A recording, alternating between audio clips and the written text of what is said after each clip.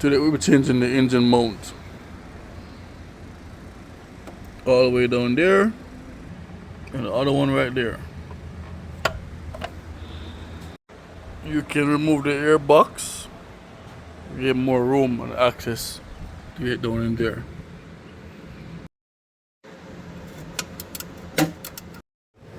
I just want to say thanks to Kenny Baker for, getting me this. So I can retire the cardboard. Ooh, look at that. From underneath the car. Right at the control arm. That's 17mm all the way up in there. That's the bolt to pull the bottom bolt on the engine mount on both sides. After pulling the bolts, you can remove the shield, the skid plate from under the car, or you can do this first, or vice versa. After removing the guard, you slowly jack the engine up so you can free the mount.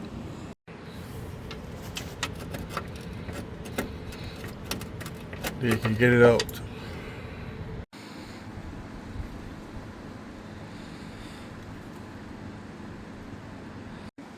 Side by side. See the difference?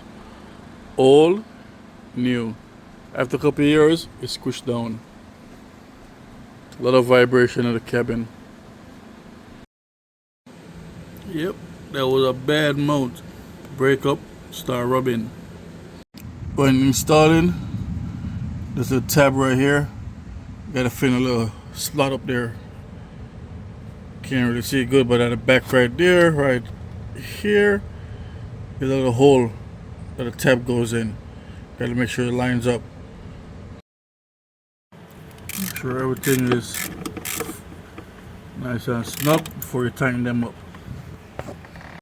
Reinstall the air box, and that's it. Done.